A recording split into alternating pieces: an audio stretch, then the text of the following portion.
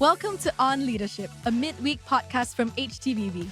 We believe leadership is a posture, not a position, and in the same way postures can be improved, leaders can grow. We want to encourage you to keep going and to equip you with practical ways to grow as a leader. Thanks for tuning in to On Leadership. Okay. Well, this feels kind of weird in this director's seat. I promise I'm not going to act as a referee between the two. But, just as we talk about, it'd be like a closing of a chapter under Miles and Sarah's leadership, we also want to bring things to life as well. And so that's exactly what we're doing today. We're bringing back to life our On Leadership podcast, which has kind of been dormant for the last year. But we thought, what better way to do that than with a conversation between the Toulmins and the Cheahs today? So I'd love to invite, can we get the Toulmins and the Cheahs up to take your seats?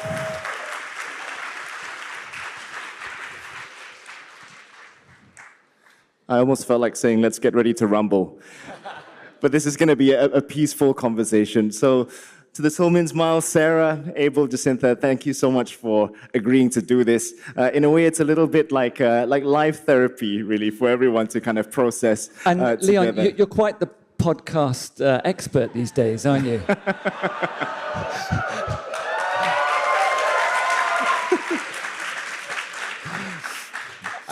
But I think there's another podcast called In Between Two Ferns. Yeah. Exactly, in between two pastors. But thank you all for joining on our inaugural episode of On Leadership, a new season of On Leadership. And by the way, we're going to start producing these episodes on a monthly basis. They're not always going to be live like this, but we are going to start doing them once a month. And there will be different sort of leadership principles that we cover. But today, let's talk about transitions. And, Miles, you preached this morning from the book of Joshua, and you talked about how I think a healthy way to go about transitions. You talked about it from this idea of crossing over. How do we cross over well? What does that movement look like? How do we then begin to build monuments and markers around it as well? I was particularly struck by the point that you made about how, in the passage, it says early in the morning. But you also pointed out that many instances in the Bible, a lot of key moments happen early in the morning. And you put a caveat there to say that it's not to say that we have to wake up early in the morning if we're not morning people. It still applies to us. But rather, it's more about a posture of taking active steps. So, Sarah, I'd like to start with you, actually. What was that kind of suddenly moment for you where you felt, I think it's time for us to make an active step, maybe a slightly scary step, but what was that for you? That's a really good question. Some of you may know that after Miles and I graduated, I spent a year in Africa, in West Africa and South Africa, and Miles started work, but before he did, he went to China and spent 6 weeks there, and during that time, the Lord put on his heart that maybe one day he would spend some time living in Asia. And whilst I was in Africa, I felt like the Lord said to me, are you willing to go wherever I send you? And that's a big question when the Lord asks you that. And it was Easter Day, and I remember just sitting there and saying, Lord, wherever you ask me to go, I will go. So I came back, we got married, and we knew at some point the Lord would call us out of the UK, and we sensed it would probably be Asia. But then, Miles got ordained, and we moved to London, and we had kids. And of course, when you have kids, of course, you're not going to go and do anything, outside your comfort zone. And so we carried on, we invested in life there, and then it did all happen quite suddenly. So was it 2012? Around the time of the leadership conference, Miles came to me and he said, there's this couple, they want to have dinner with us to talk about, Malaysia. And I was like, oh my goodness, okay, that's in Asia, so okay, Lord. And that staff meeting at HTB in London, somebody came up to me, her name's Deb, and she's very prophetic. So I knew that when Deb came and said something, there would probably be something in it. And she came up to me and she said, Sarah, I don't know what this means, because she didn't know any of this. I don't know what this means, but the Lord has said Kuala Lumpur, and I need to come and say Kuala Lumpur to you. And looking back, I think how kind of the Lord that was, that he came and said it to me as the mum and thinking about the family, and that it wasn't just about what Miles would be doing. And so I kind of thought about that, pondered upon that. And then that week we went and had dinner with this couple to talk about coming to Malaysia. And we'd arranged to meet them at a restaurant that was the other side of Hyde Park. And if you know where HTB is, it's kind of very close to Hyde Park. And we'd arranged to meet them on the other side. And traffic's crazy in London, so we decided to walk across Hyde Park. And as we were walking along, Miles had got a sports jacket on. And we were praying. We were like, Lord, are you in this? You know, please show us, please give us a sign. And Miles reached into his pocket and he pulled out a coin. And it was a Malaysian coin. And to this day, we don't know how it got there. Yeah, it was strange because I'd at that point only been to Malaysia once in my entire life, and that was 12 years earlier. And I didn't even own the jacket 12 years earlier. So we're like, where did this 50-cent coin come from? And I put it back in my pocket. I'm afraid I don't know where it went. I think I may have used it at a toll booth. Since, but it was like a sign. That was our suddenly moment. So in terms of, we talked about the suddenly moment from, coming to the UK to then, answer the call to come here. Was it a sort of like a 20p coin that you found in your pocket then when you found out that you had to go back to the UK? Well, with inflation, it would need to be a £2 coin now, I think. Well, Miles, I'd like to turn over to you now. In part, this transition and this move, it's partly situational because you were appointed global CEO of Alpha. So just round of applause, I think. Well deserved. But, aside from that, surely I think the entire HDB network, I think we're very intentional about succession planning. So I wonder, in your 10 years here, what was that kind of moment where you realized that, number one, I think I've got a successor in the Cheahs. And then secondly, what was that kind of active step that you took to raise them? Well, I mean, whatever you do in life, I think there's some sort of real wisdom in the scriptures about this. In 2 Timothy chapter 2, verse 2, the Apostle Paul says to Timothy, look, the things you've heard me, Paul, say to you, Timothy, pass on to capable people who can teach it to others. So right there's this idea of developing your bench at least 4 layers deep. And I'd say that with succession, start early, early in the morning, seize the initiative. Don't wait until you know you're leaving. Start looking for a successor before you've got any plans to go anywhere, because you can't rush this. And I'd say, what are you looking for in a successor? Well, you're looking firstly for their character, godly character. You're looking for their competency, and you're looking for somebody who will sort of culturally fit and connect with you. And pretty soon after Abel and Jacintha arrived, we realized that, wow, they've got it all. Because of those 3, competency is the easiest bit to teach, believe it or not. Most people are pretty competent and smart if you train them correctly. The hardest out of the 3 is actually character. Not because you can't teach and train character. You can, but that takes the longest time. And Abel and Jacintha just had amazing character. They had such godly, trustworthy character. That the hardest piece of the puzzle was already there. So we pretty quickly worked out, wow, these are the ones to invest in. And in terms of equipping and raising them as successors, I think it's less about process and more about proximity, letting somebody into your life and doing life together and sort of rubbing off on one another. And so you just have to let those people that you want to raise up in any discipling situation get close to you. And that means they get to see some of your faults as well as your strengths. And it's a two-way process, I have to say, over the last sort of 8-9 years that we've known them. Actually, it's a bit longer than that even. We've learnt so much from you two. It's not been one-way traffic. And so we just wanted to say thank you for all that you've taught us as well over these years.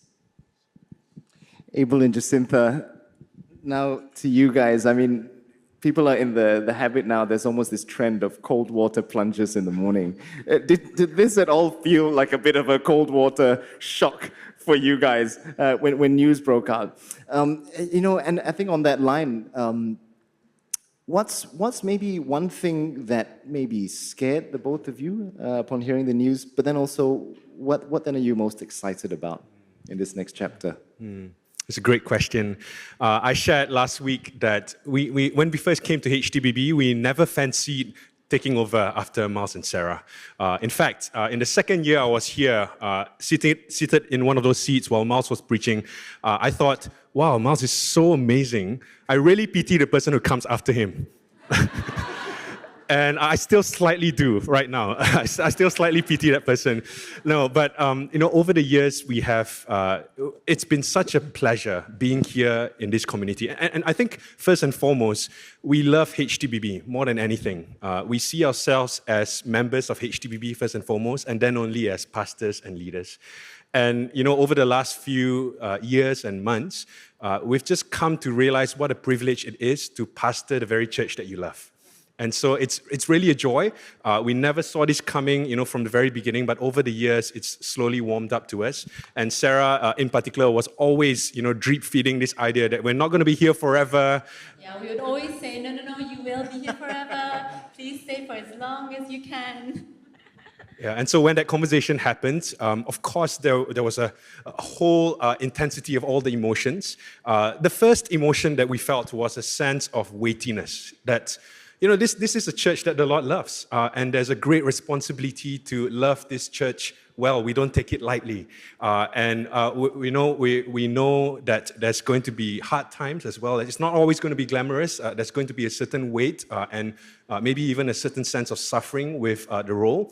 But I think the turning point came when I felt the Lord say the same question that He asked Peter: "Do you love me? And do you love my sheep? And so just feed my sheep." And it's really as simple as that. And we came to realize that it almost doesn't really matter who leads the church. Because in some sense, the way Miles and Sarah have led is they have led with their hands open and in a real sense of surrender to the Lord.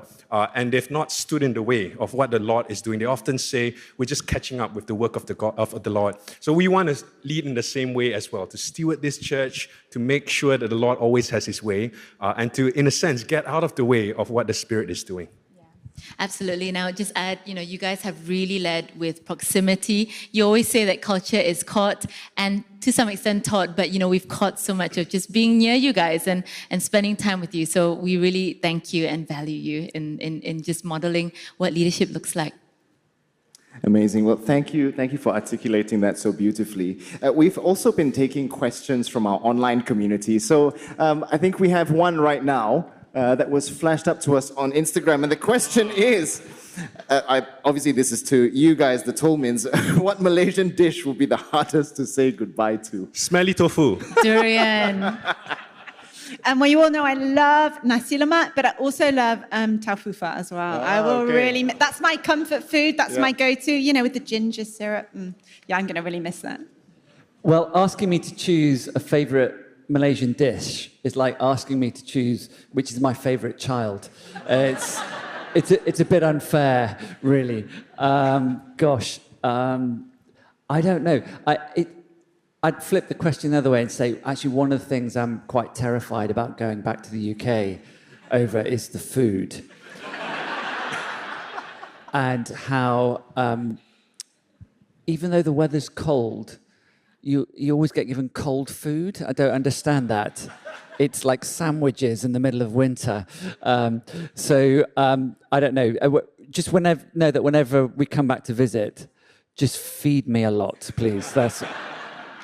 Everything is good. In the second part of your sermon, you talked about then how do we begin to move? What does that movement look like? Let's go to Joshua 3, verse 3 to 4. It says, when you see the Ark of the Covenant, follow it, and then you will know which way to go, since you have never been this way before. And I think in a lot of our leadership journey, we're often going to find things that we're a little bit uncertain about, maybe even a little scared of. But I think the real encouragement here is that with God, as long as we take that first step, we can trust that He will provide insight and He'll provide vision, but also encouragement to be able to continue that journey.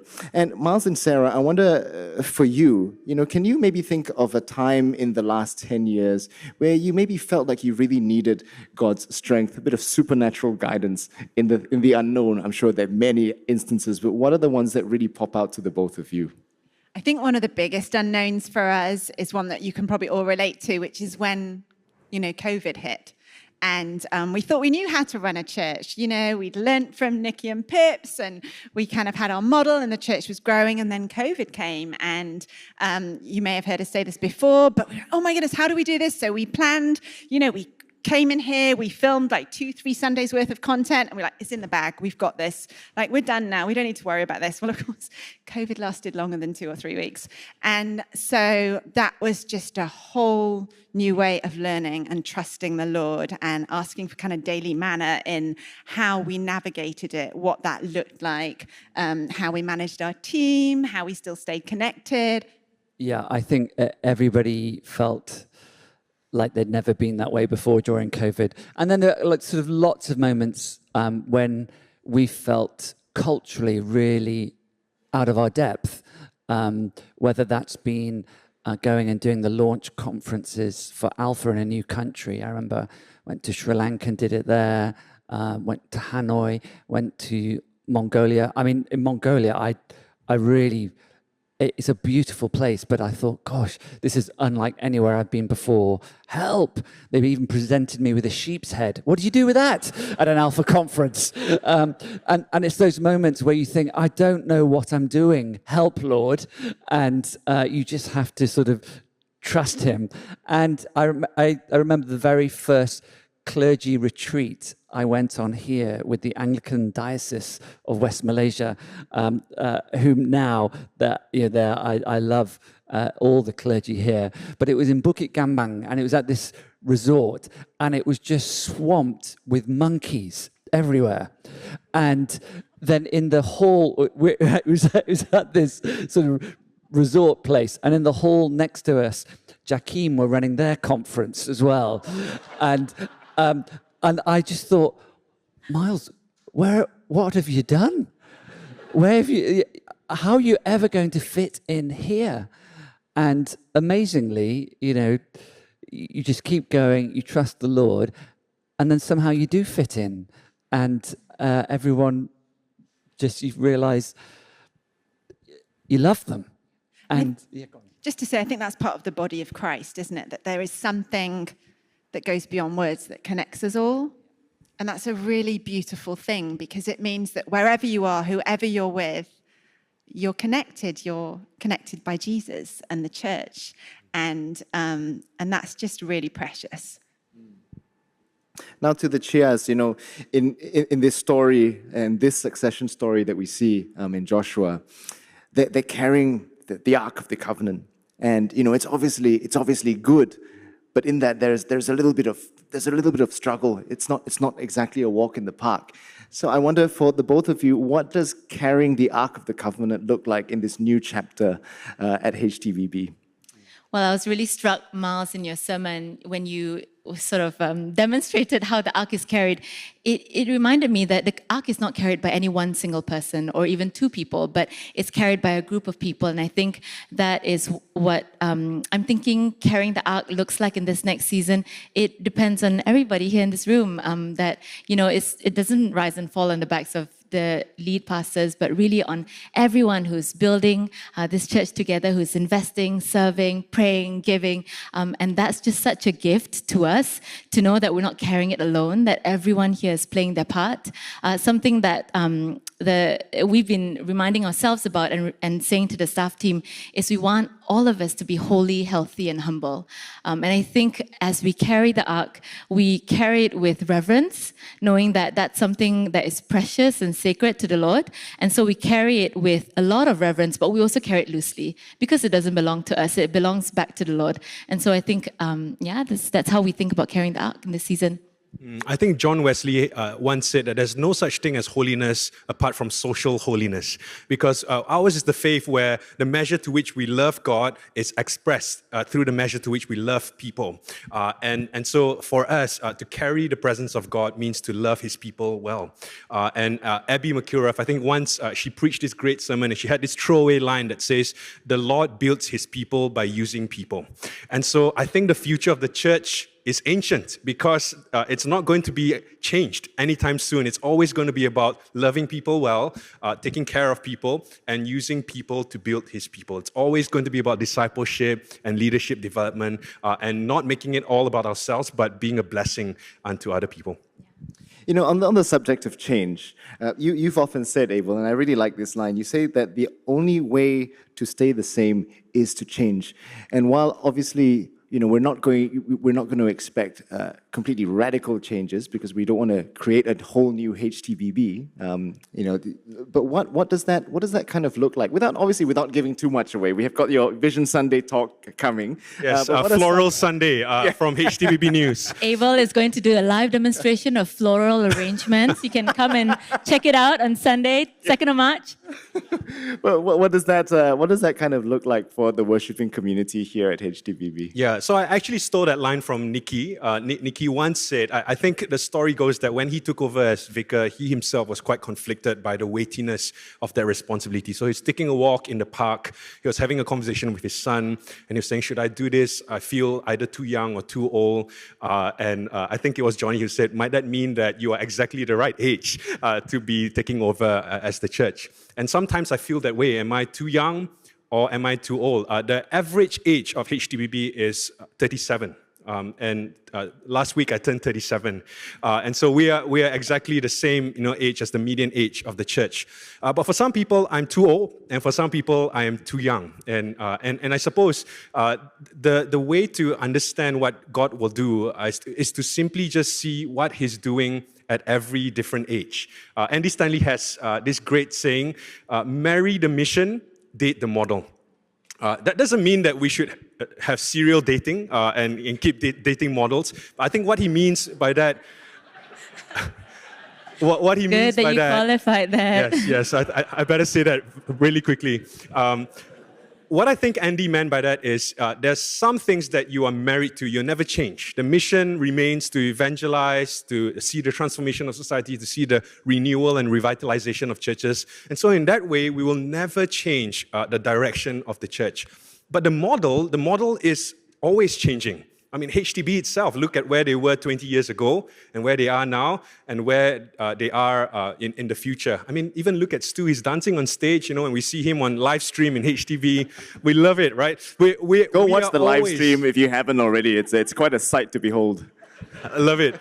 And we are always changing, but the idea is that if we change in the right way, we will stay the same at our core. And so that was the encouragement that I think Johnny gave to Nicky, and I think Johnny also took it from someone else. And I think that's going to be the way that we will keep changing. We'll always change, and we'll be open to changing our models just so that we can remain true to our mission.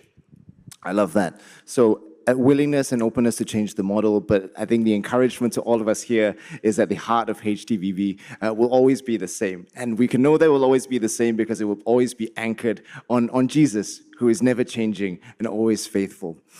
Now, let's take another question from IG. This one is a little bit more serious, and this one is directed to Abel and Jacintha. How will you balance confidence and humility in this next season, and how can we do the same as a church? That's a good question. Confidence and humility. I suppose having both confidence and humility, to me at least, I think we have confidence in God, but humility in our abilities. And I think true confidence looks humble, and I think true humility is confident.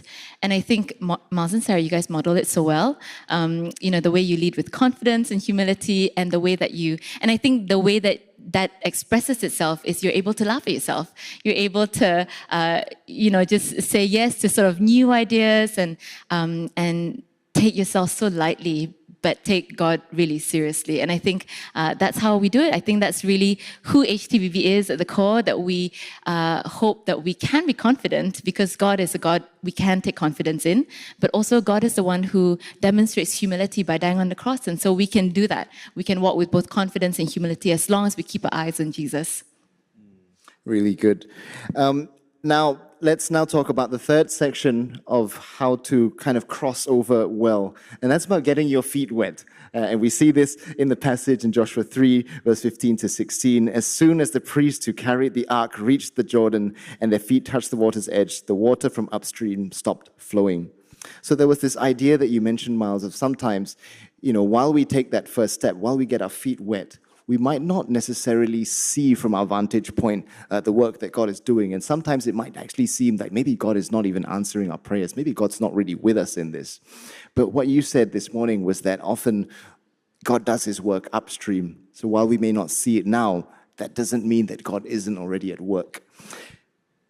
What has this kind of boldness looked like for the both of you? And I know you said this, there was this line, you said courage is fear that has said its prayers. So how has this looked like for the both of you, both in the last 10 years, but even as you think about the next chapter for both of you in the UK? Well, I said, I can't remember which sermon it was in, but the Christian walk is really about putting two shoes on. And when you go out the house, if you put your shoes on in the morning, imagine that on one of your shoe is written the word trust. And on the other shoe, it's written obey. And really, those are the two shoes of the Christian walk. You trust and obey. You trust and obey. And sometimes it can be really hard to take a step because you can't quite see what it will lead to or how it'll all work out. But we have to be people who look not just with physical eyes, but with eyes of faith and trust and obey. Going, in some ways, I think moving to Malaysia feels a lot easier than moving back to the UK. Because this is a place that has become home. This is a place where the Lord is so clearly, abundantly, powerfully at work. And it's a place of momentum. So in many ways, staying is the easy thing now. This is the sort of, for us, would be the more comfortable option. But going back to the UK, which has changed so much in the last decade, where, even just last year, in 2024, church attendance in the UK dropped by about 80,000 people in a year. It's a bit challenging, but we're going to trust and obey and get our feet wet because we know that the Lord has said, this is the way, walk in it. And so I don't know whether that's a very good answer. What would you say, Sarah? I have a really simple answer, which is that we live open-palmed lives, that we live lives like this. That when we get to the stage where we don't know what to do and we don't know what to say, we give it back to the Lord and we keep our palms open. We don't grasp, we don't snatch it back to ourselves. We just live open-palmed lives. And as we head back to the UK, we're not sure what it's all going to look like, but I'm just saying, Lord, it's yours. It's yours. Everything I have is yours. And if I've learned anything in 10 years in Malaysia, it's that when we give God our everything, he does far more than we could ever hope or imagine. And that means that we can have confidence in him because he does have all the answers, even if we don't. We can have faith knowing that if we live our lives like this and say, Lord, it's all yours. You can have it all, Lord. Then he will never let us down and it will always bear fruit. Yeah, that's so good. And that's exactly the posture, I think, that allows us to, Miles, you preached about this, I think it was last year or 2 years ago, but to pour for more And that's exactly how things work in God's economy, isn't it? The more we are, less tight-fisted, the more willing we are to be able to pour out, the more we allow God to pour in to all that He's already doing, to be able to do amazing work through us. Let's go to another question from Instagram. This one's quite a funny one. So I think for this one, let's go quick fire, one word. All of you can answer this. What do you think you'd be doing if you weren't a pastor? Who wants to kick us off? One word. Time in jail, maybe? I don't know. No, I'd say stuntman. Stuntman, okay. I can see that. Stuntman, so good. Sarah? When I was younger, I used to want to be a florist. So I think that would, maybe I should come back. You should come back with that service. Do a floral arrangement for you. Yeah, that would be lovely. In a very similar vein, when I was younger, I wanted to be a jewelry designer. I don't even wear a lot of jewelry, but I wanted to be a jewelry designer. I think Abel would want to be a mud rimpit. A mud rimpit. Well, you do have the and you bike. can be my Mark Mina. I really love motorcycles, so I don't mind. Yeah. Thank you for obliging us on this one. The last thing, we've talked about what the movement looks like. We've talked about getting our feet wet. Now let's talk about the monuments that we can build. I mean, us doing this series of services today, the Thank You Toulmin service at 2 p.m., this conversation, and even the Vicar's induction service that we're going to be doing on Thursday, those are all kind of monuments for us to mark the journey. I wonder, so far, Miles and Sarah, could you share with us either one, or it could be a few, really key markers during your time here at HTBB? I was thinking about this, and for me, I could give you lots of things from the last 10 years, kind of going through the kind of timeline of HTBB. But the answer for me is much more simple, and it's that you guys are the markers. So when we come up here every Sunday and after worship, and I look out and I see a church packed with people worshipping, packed with people just wanting to receive from the Lord, wanting to kind of grow in their faith and leaning in, that's the marker for me. Or I see all the kids come forward. Miles and I, we do really love the family worship at the beginning. We engage in those songs. We love the actions. But it's far more profound than that. These are the leaders of the church of the future. And when I see, it really moves me that when I see them all up here singing and dancing and praising the Lord, they are the markers. And also they're the markers for the future as well. And there's a passage, actually, it's in 1 Peter chapter 2, I think, which talks about us being living stones. So you guys are the living stones. When we come back and we look out and we see you worshipping and praising, you are the markers, and you are the markers for the future as well. Amazing. How can the rest of the congregation, this community at HTBB, have that same kind of approach to the way that we do things, the way that we do ministry, and even the way that we approach our work?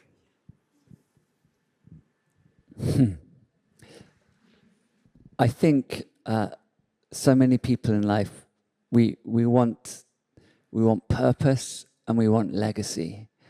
And actually, our greatest legacy is not about us.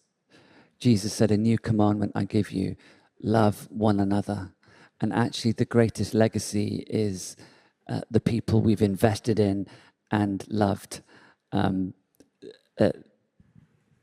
The people, in a way, we leave behind, they're the next generations. They are the greatest legacy. And I'd say the most fulfilled life is the one that doesn't build your own life. The most fulfilled life is the one that builds other people's lives, because that multiplies the impact. And that is actually, to the world's wisdom, it seems paradoxical. But that is the way to true fulfillment and fullness in life. It's to give it away and invest in those around you, whether that's your family, whether it's in your workplace, whether it's just that act of kindness to a neighbor.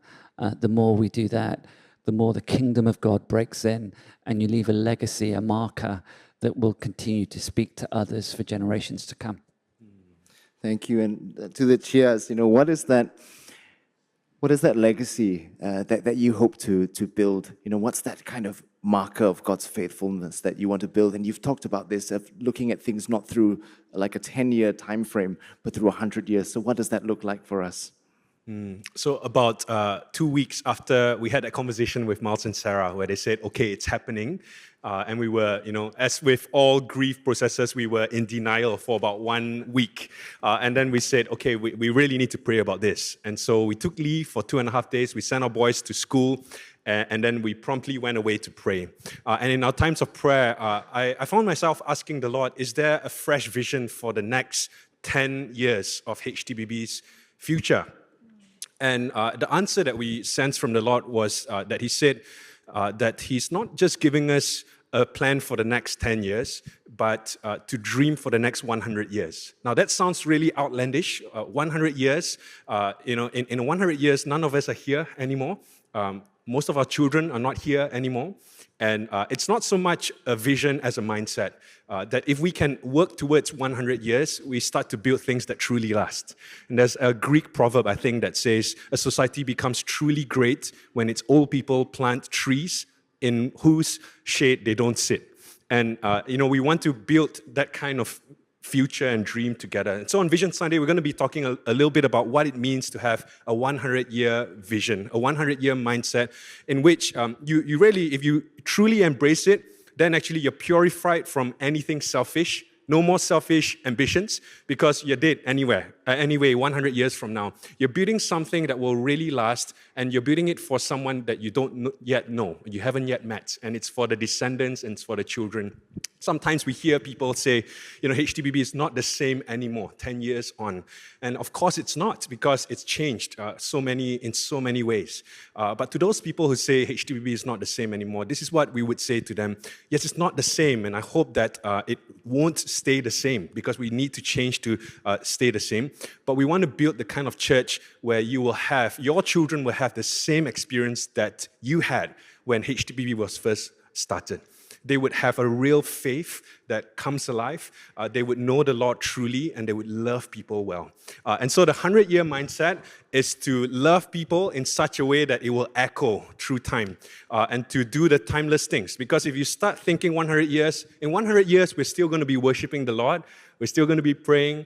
And we're going to be building things that will last, things that will benefit people and the future generations. Yeah, and I would add to that, go back to the line that you said earlier on, that the future of the church is ancient, and we'll keep doing that. We'll keep going back to worship, prayer, reading scripture, gathering in small groups, taking communion together, the ministry of the Holy Spirit. And I just love this quote by John Ortberg that says, the goal of prayer is to live all of my life and to speak all of my words in the joyful awareness of the presence of God. And I think that's, going back to your question, Leon, I think that's what we hope that everyone experiences, being part of the HTBB community, that you are able to live all of your life and speak all of your words in the joyful awareness of the presence of God. I love that. And finally, to close, as Sarah was saying earlier, the real monuments, the real markers here at HTBB are the people. And all of us have a part to play in this new chapter and the things that we want to build in the next 100 years. But I think the only real way to power that is if we do that, starting with prayer first. So I'd love to take this opportunity to ask the both of you, how can we be praying for this next chapter at HTBB, both for your family, but also for us as a community? I think pray for the team. Pray for anyone who wants to serve and is already serving. Pastor Benny Ho, who is a friend of HTBB, he has this great line that says, it takes a good pastor to lead a good church, but it will take a great team to lead a great church. And if we want HTBB to be great, and if we want HTBB to be a city on a hill, to continue to bless the next generations for years and decades to come, then it's not going to be based on just 2 people leading the church. It's going to be all built together by teams. So pray for everyone who's serving, including yourselves, if you're serving, and pray for the immediate staff team. Pray for people like Leon, who's stepping up as well. He's going to be our executive pastor at HTBB. Different people are stepping up in this season. And, I think the prayer is that no one will be left behind, that as we travel, as we go across the River Jordan, that no one would be left with dry feet. I love that. Miles, Sarah, for the last time as lead pastors here at HTVB, I'd love if you could lead us in praying for the Cheahs, praying for the rest of our HTVB community as well. Shall we stand as we do love that? to. Thanks for listening to On Leadership. We hope you found this episode helpful. If you did, why not share it with a friend or post it on social media? Whatever platform you're listening on, don't forget to like, subscribe, or follow and turn on your notifications to receive more great content from HTBB.